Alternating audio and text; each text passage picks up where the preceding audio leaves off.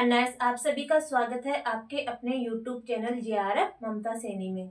अगर आप first time मेरे चैनल पे विजिट कर रहे हैं तो आप चैनल को सब्सक्राइब कीजिए और जो साइड में बेल आइकन है उसे भी प्रेस कर लीजिए ताकि आने वाली वीडियो के नोटिफिकेशन आपको मिलते रहे।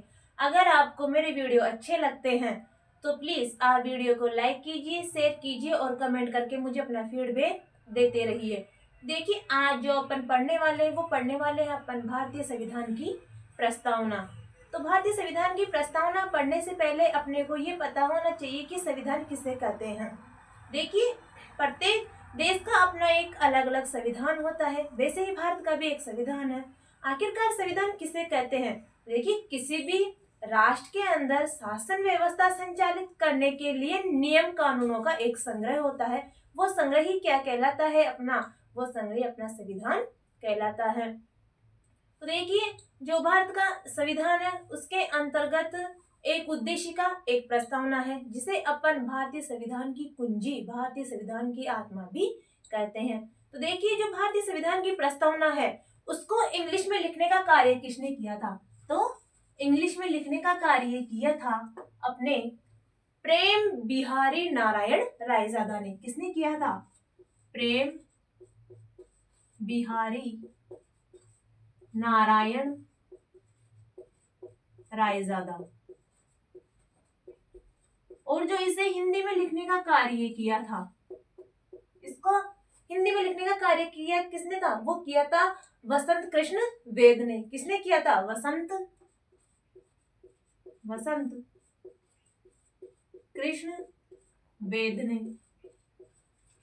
और जो इसमें चित्रकारी का कार्य किया था, वो चित्रकारी का कार्य किया था अपने नंदलाल घोष और राम मनोहर सिन्हा ने। किसने?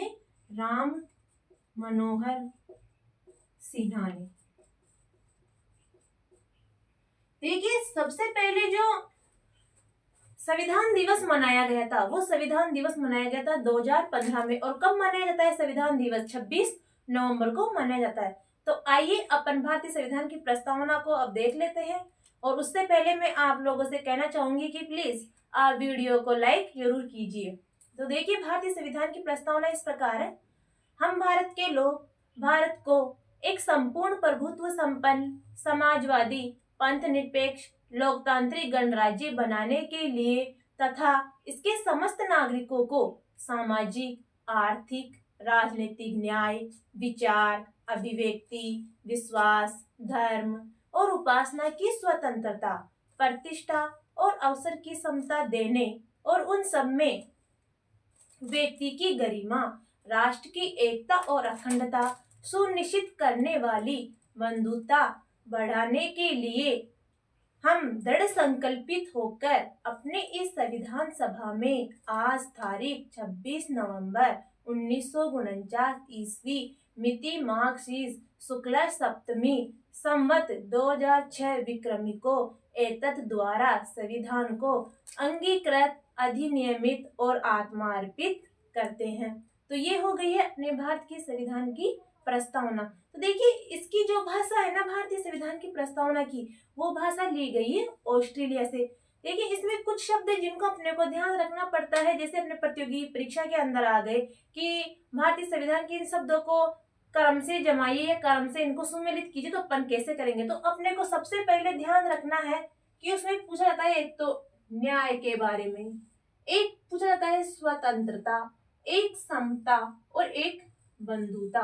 इनके बारे में पूछा जाता है और कहा जाता है कि इनको क्रम वाइज जमाइए। तो देखिए, इसमें कितने न्याय दिए गए हैं? इसके अंतर्गत 3 न्याय दिए गए हैं। एक दिया गया है सामाजिक, आर्थिक और राजनीतिक, 3 न्याय है। इसके अंतर्गत 5 स्वतंत्रता का उल्लेख है। भारतीय संविधान की प्रस्तावना में कितने प्रकार की स्वतंत्रता का उल्लेख है? तो भारतीय संविधान की प्रस्तावना में 5 प्रकार की स्वतंत्रता का उल्लेख है। एक है विचार, एक अभिव्यक्ति, विश्वास, धर्म और उपासना की स्वतंत्रता, और सभी को प्रतिष्ठा और समान अवसर की समानता का भी अधिकार इसमें दिया गया है। व्यक्ति की गरिमा का अधिकार दिया गया है, बंधुता का अधिकार दिया गया है ना। और देखिए इसके अंतर्गत जो ये अपने संविधान को अंगीकृत, अधिनियमित और आत्मा अर्पित, ये 3 शब्द दिए गए हैं। इन शब्दों को भी अपने को क्रमवाइज ही याद ही रखना है, क्योंकि ये प्रतियोगी परीक्षा के अंदर पूछे जाते हैं कि पहले अंगीकृत, अधिनियमित एवं आत्मा अर्पित शब्दों में से कौन सा शब्द पहले आएगा।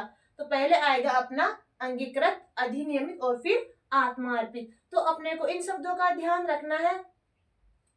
और देखिए आप सभी इस प्रस्तावना को नोट कर लीजिए। आज के लिए इतना ही काफी है, और अपन जो आगे का पार्ट है वो अपन कल पढ़ेंगे। इसके बारे में और अधिक जानकारी अपन कर लेंगे। तो तब तक के लिए आप लोग वीडियो को लाइक कीजिए, शेयर कीजिए और कमेंट करके मुझे अपना फीडबैक देते रहिए। धन्यवाद।